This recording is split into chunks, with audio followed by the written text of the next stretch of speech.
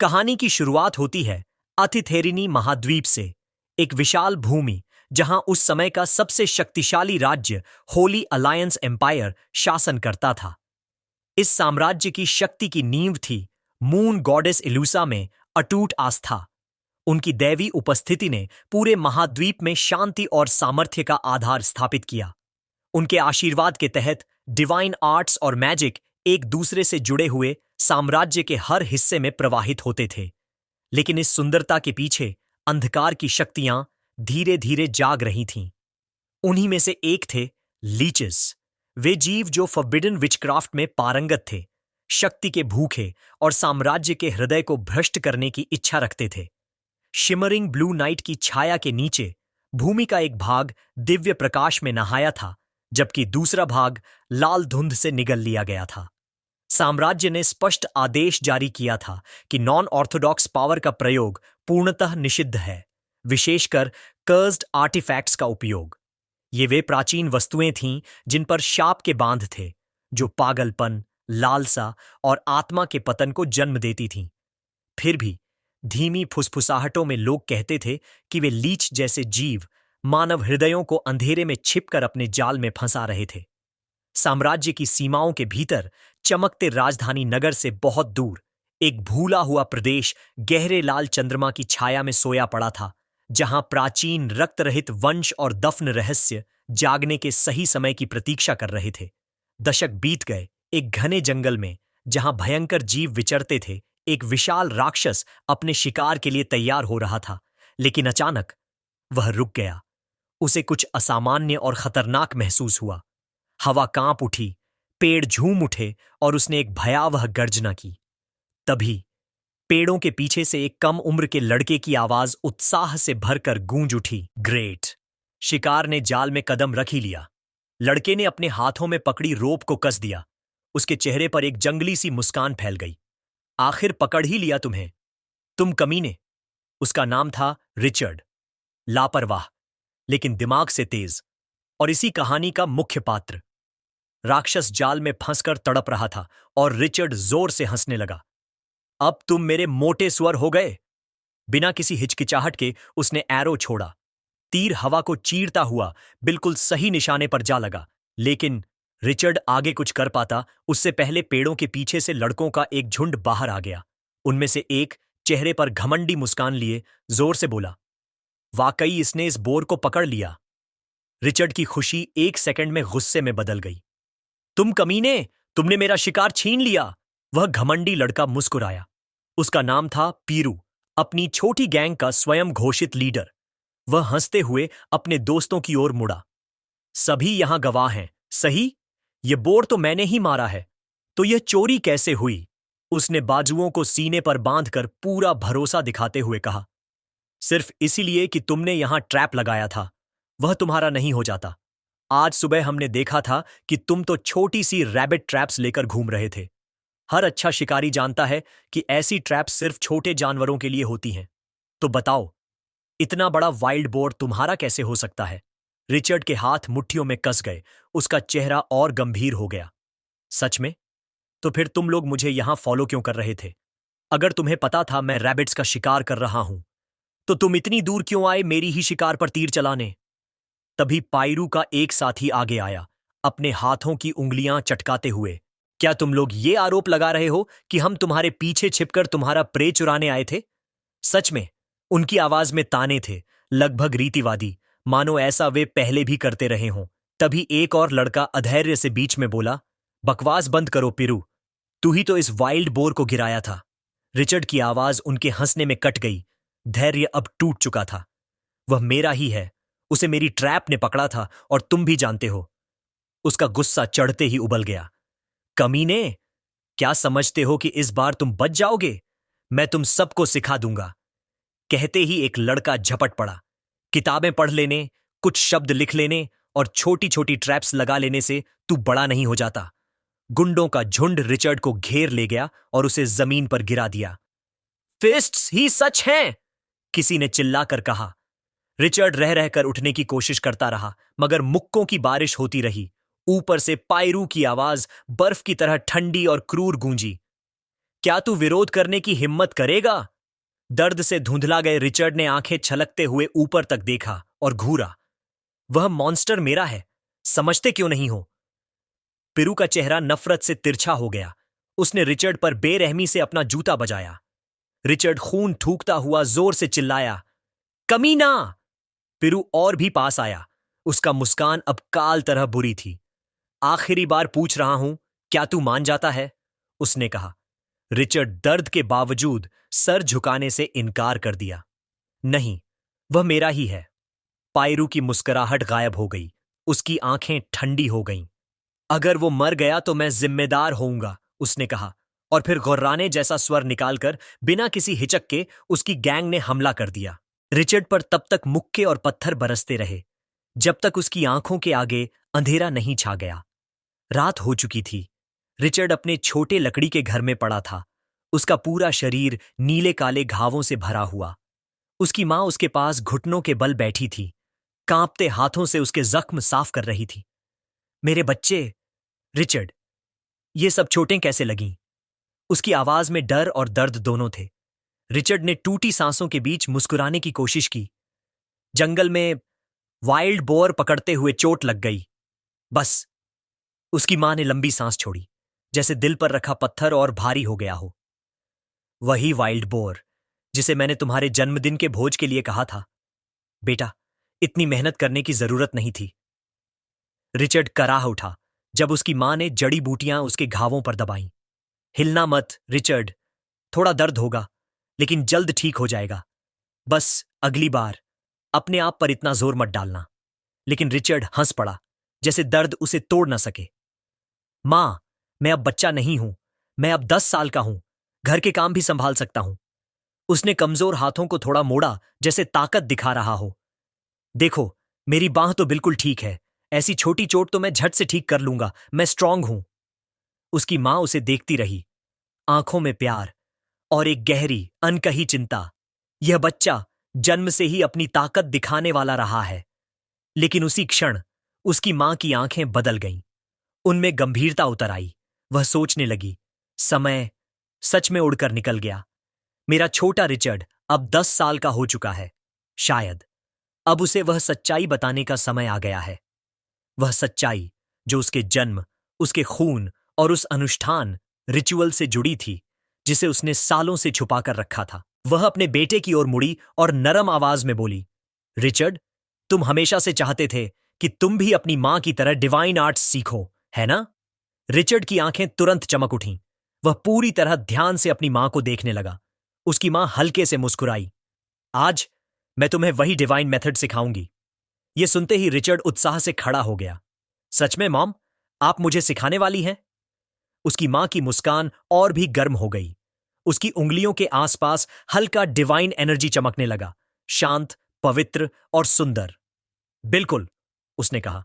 मैंने तुमसे कभी झूठ नहीं बोला। इसे तुम्हारे 10th बर्थडे का उपहार समझो। रिचर्ड का दिल जोर जोर से धड़कने लगा। यह तो सबसे अच्छा बर्थडे गिफ्ट है। मैं हमेशा से इसे सीखना चाहता था।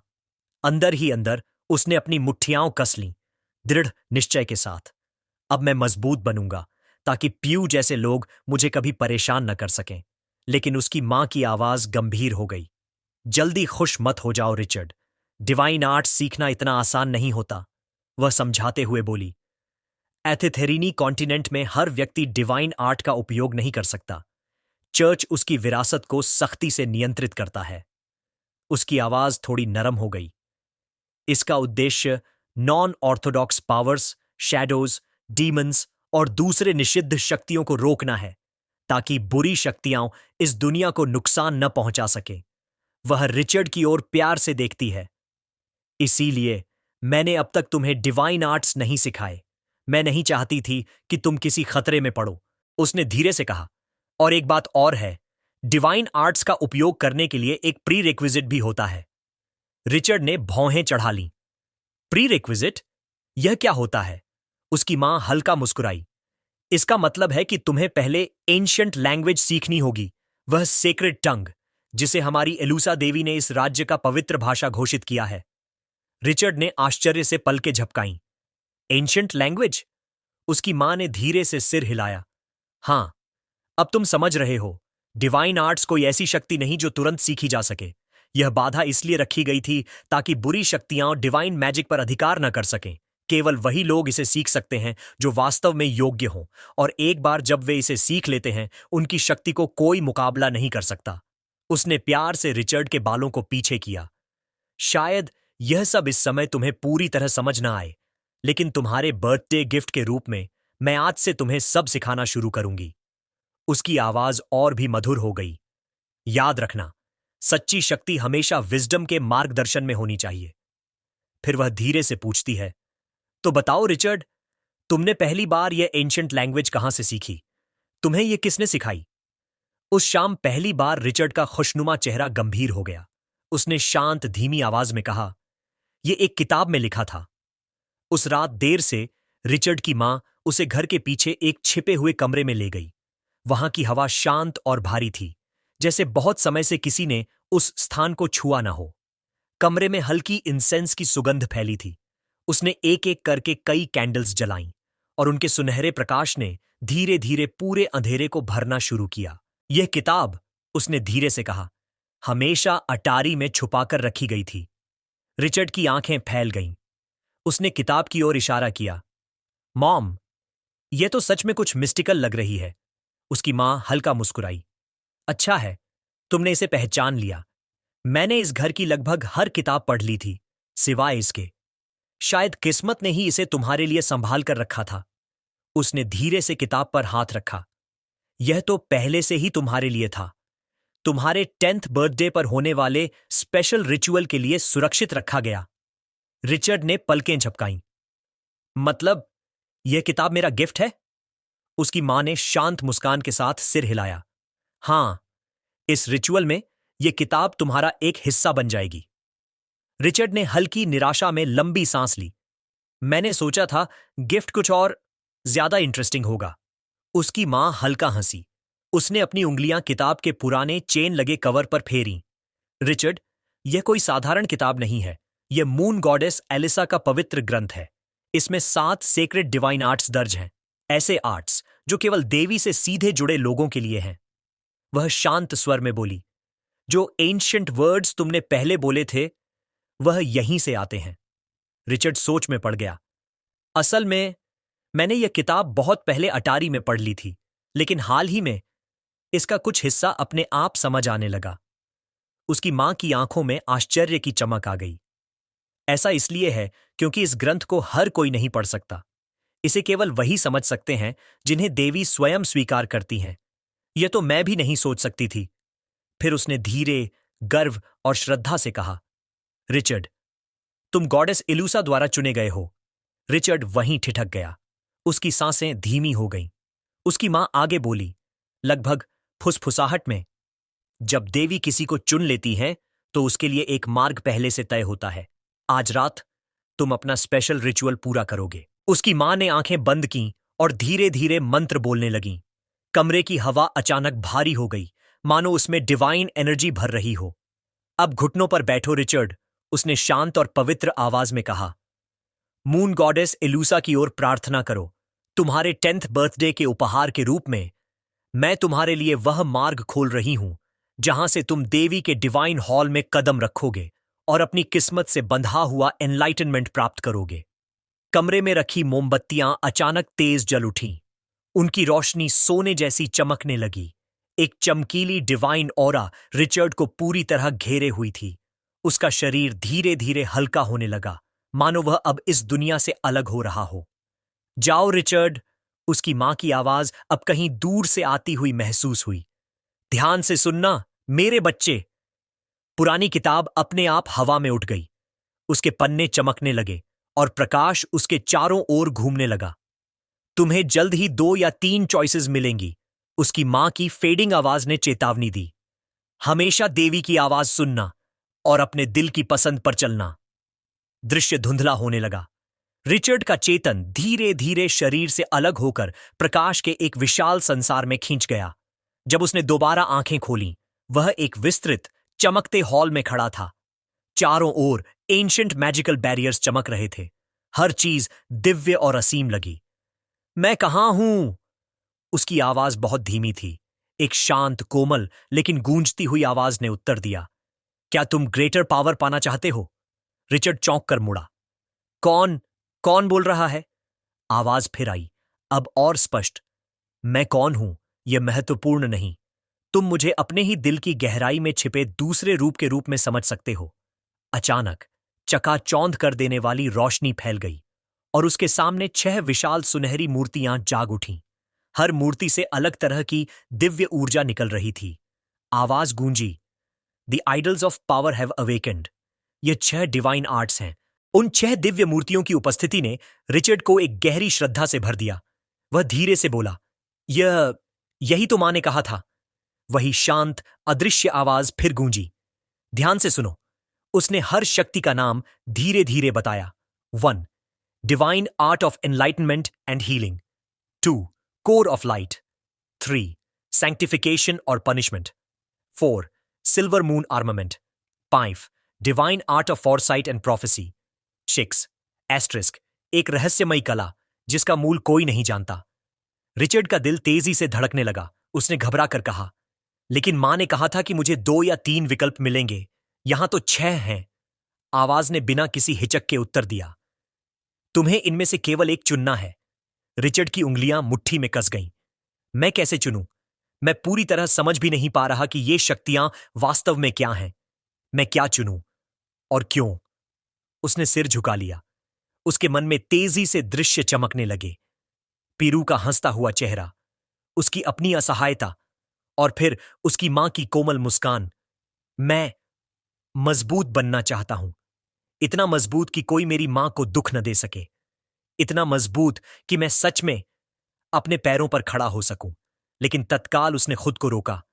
लेकिन सिर्फ शक्ति नहीं, मुझे बुद्धि, समझ और सही रास्ता चुनने की क्षमता भी चाहिए। तभी उसकी मां की आवाज मानो दूर से उसके मन में गूंजी, रिचर्ड, मेरे बच्चे, मैंने तुम्हारा सच्चा हृदय देख लिया है, अपने दिल की आवाज सुनो। रिचर्ड ने सिर उठाया। उसकी आंखों में अब संदेह नहीं था, सिर्फ दृढ़ निश्चय। उसने शांति से कहा, मैं चुनता हूं विजडम, एक सच्चा व्यक्ति बनने की बुद्धि। पूरा दिव्य सभागार हिल उठा। मूर्तियों के ऊपर फैली रोशनी चटकी और आवाज गंभीर हो गई। समझ लिया गया, तुम्हारी चॉइस के अनुसार अब वह शक्ति जागृत होगी जो साधारण लोगों की दृष्टि से छिपी हुई है। 6 मूर्तियों के पीछे की छाया में अचानक एक अंधकारमय चांद जैसी देवी प्रतिमा प्रकट होने लगी। उसकी रोशनी सुनहरी नहीं थी, बल्कि गहरी बैंगनी और चांद सी काली थी। आवाज गूंजी, the 7th divine art, the dark side of the moon. Chamber में एक भारी पवित्र खामोशी छा गई। देवी की आवाज अब अत्यंत गंभीर थी। दुनिया का संतुलन धीरे धीरे टूट रहा है। हर शक्ति की अपनी कीमत होती है। अब बताओ रिचर्ड, तुम क्या कुर्बान करने को तैयार हो? उस आवाज के शब्द गूंजते ही प्रकाश अचानक तेज हो उठा, इतना तेज कि पूरी दुनिया सफेद हो गई। फिर पूर्ण शांति। कुछ ही क्षण बाद रिचर्ड का शरीर वापस वास्तविक संसार में प्रकट हुआ। रितुअल कक्ष बिल्कुल शांत था, मानो समय स्वयं थम गया हो। उसकी मां उसे देखते ही स्तब्ध हो गई। डर, आश्चर्य और अविश्वास उसके चेहरे पर स्पष्ट थे। धीमी आवाज में उसने कहा, रिचर्ड, यह तो divine art, the dark side of the moon है। रिचर्ड एकदम स्थिर खड़ा था।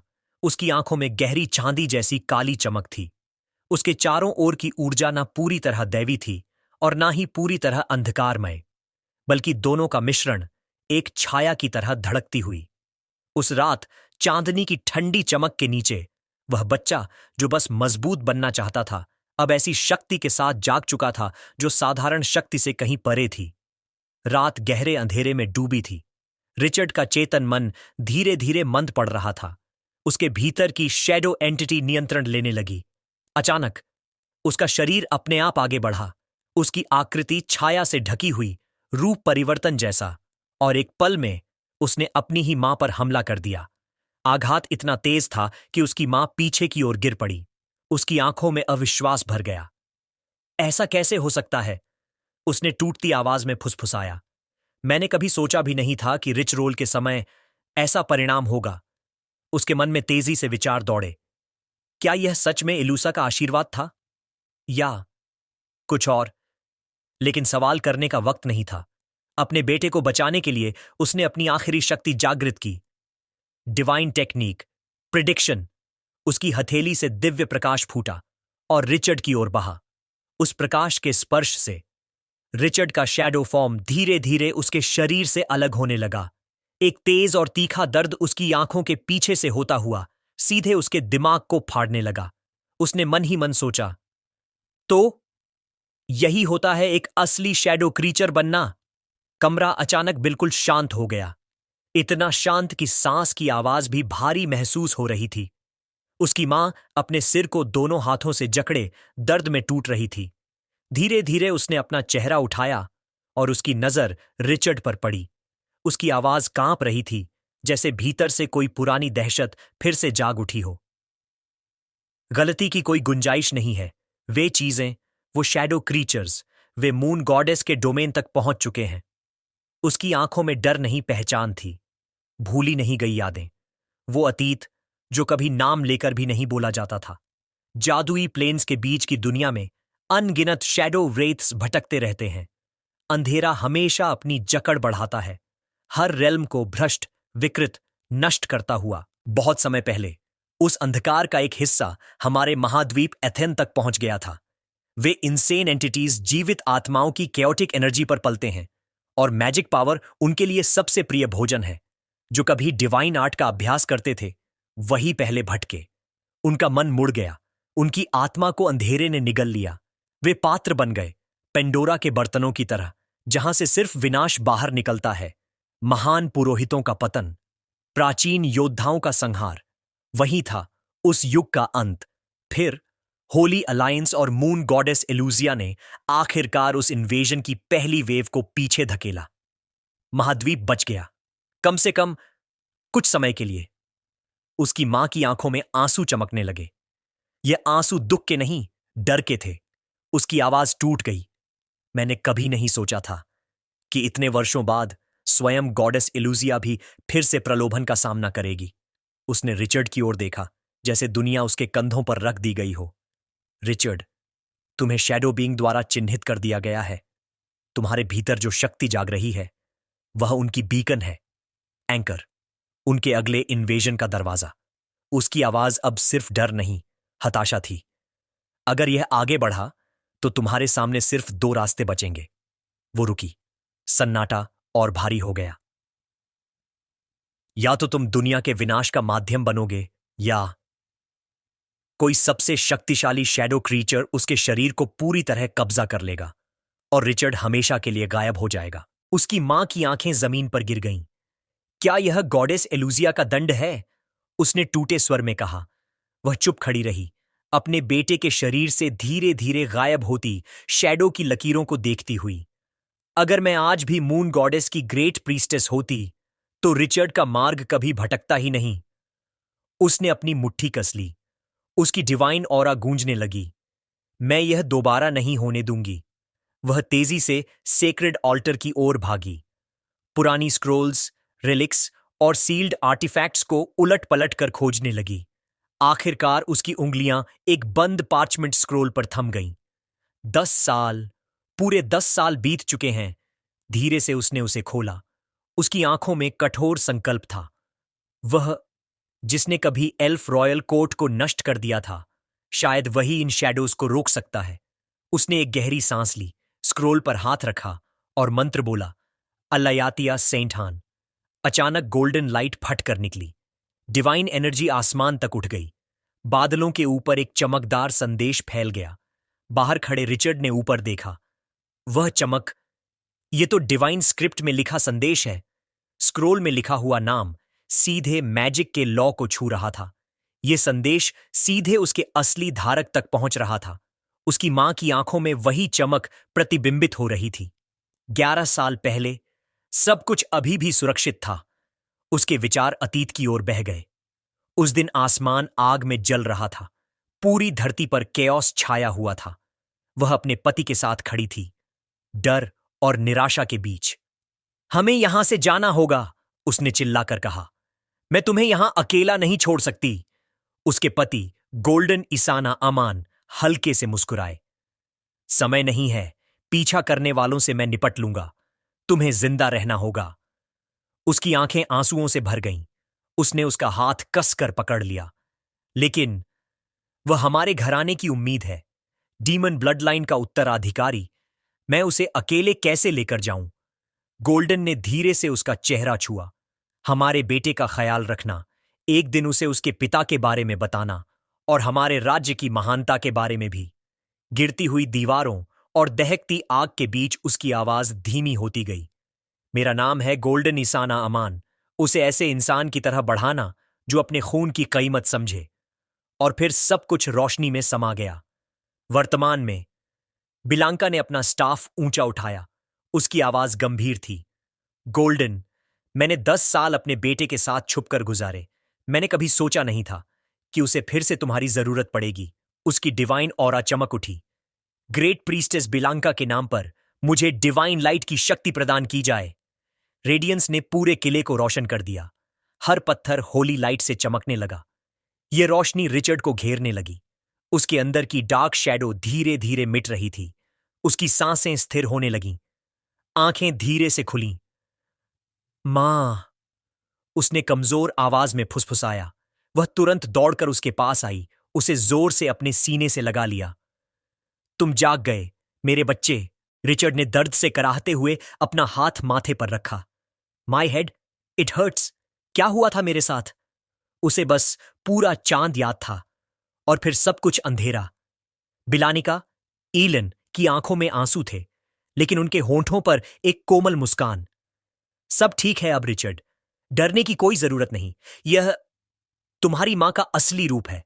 रिचर्ड ने आश्चर्य से उसे देखा। उनका डिवाइन अटायर चांदनी की तरह चमक रहा था। हल्का, शांत, पवित्र। मदर, उसके होठों से विस्मित स्वर निकला। धीरे धीरे उसकी यादें लौटने लगीं। मैंने चांद देवी की 7वीं मूर्ति को देखा था। उसके बाद मेरी सोच धुंधली हो गई, लेकिन मुझे याद है, मुझे किसी अलग जगह में खींच लिया गया था। बिलांका का चेहरा गंभीर हो गया। अलग जगह? रिचर्ड ने सिर हिलाया। हां, वो जगह बिल्कुल शांत थी, भारी और हर चीज से अलग। उसने गहरी सांस ली। वहां चांद ने मुझसे केवल एक वाक्य कहा, just like the front and back of the moon. बिलांका की आंखें फैल गईं। The front and the back. Richard की आवाज और स्थिर हो गई। उस वाक्य ने मुझे समझ दिया।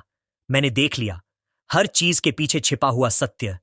बिलांका ने धीमे से फुसफुसाया। The truth. एनलाइटेंड में ऐसा कोई एबिलिटी नहीं है।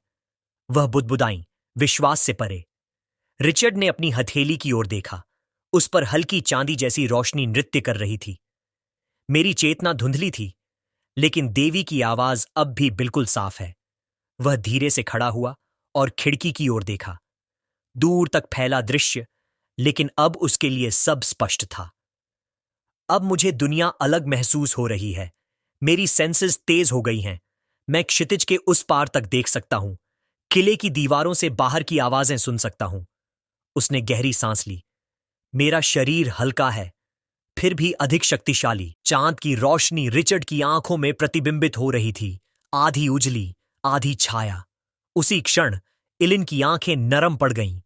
पिछले वर्षों की यादें धीरे धीरे लौटने लगीं। वो दिन जब उसके पति ने कहा था, वह ओकमड परिवार का भविष्य है, एक ऐसे व्यक्ति का पुत्र जिसमें डीमन ब्लड लाइन बहता है। इलिन ने गहरी सांस ली। अपने कांपते हुए हाथ से रिचर्ड के गाल को छुआ। रिचर्ड, अभी तुम्हें कुछ सोचने की जरूरत नहीं है। बस इतना जान लो कि तुम सुरक्षित हो। रिचर्ड ने उसकी आवाज में छिपा भार महसूस किया। भौहें हल्की सिकुड़ी। बट मदर, आप मुझसे कुछ छिपा रही हैं, राइट? इलिन कुछ क्षण चुप रही, फिर धीरे से सिर हिलाया। तुम अब 10 वर्ष के हो। शायद अब समय आ गया है कि तुम जानो। रिचर्ड ने पलकें झपकाईं, थोड़ा हल्का सा हंसा। Is this another birthday gift? इलिन मुस्कुराई, एक बहुत ही धीमी और भावनाओं से भरी मुस्कान। हां रिचर्ड, ये तुम्हारे पिता के बारे में है। रिचर्ड की आंखें चौड़ी हो गईं, जैसे समय थम गया हो। फादर, क्या वो? नहीं। इलिन की आवाज हल्की कांपी। माफ करना रिचर्ड, मैंने ये सब तुमसे छुपाया। तुम्हारे पिता मरे नहीं हैं। कमरा शांत हो गया। बस दोनों की सांसें सुनाई देती थीं। बहुत कुछ हुआ था। हमारे पास कोई और रास्ता नहीं था, लेकिन अगर तुम चाहो तो जल्द ही तुम उनसे मिलोगे। रिचर्ड का दिल तेजी से धड़कने लगा। मदर, आप भी उनसे मिलना चाहती हैं, है ना? इलिन की आंखें चमक उठीं, हल्की मुस्कान लेकिन भारी भावनाओं से भरी। हां, मैंने बहुत समय से इंतजार किया है। रिचर्ड भी मुस्कुरा दिया, एक चमकीली सच्ची मुस्कान। तो फिर मैं भी इंतजार करूंगा। मैं भी उन्हें मिलना चाहता हूं। इलिन ने उसे अपनी बाहों में कसकर पकड़ लिया। धन्यवाद, मेरे बच्चे। लेकिन उसके दिल की गहराइयों में एक और प्रार्थना छुपी थी। गोल्डन ईसाना अमान, जिससे वो कभी प्यार करती थी, जिसे उसने संदेश भेजा था। और उसने सोचा, शायद पहले की तरह ही गोल्डन, मेरे पास अपने बेटे की रक्षा करने के लिए समय फिर कम पड़ रहा है। कुछ दिन बाद सुबह की धूप एक शांत गांव पर कोमलता से बिखर रही थी। खेतों में किसान अपनी रोज की तरह काम कर रहे थे और दूर बच्चों की हंसी गूंज रही थी। सब कुछ शांत था।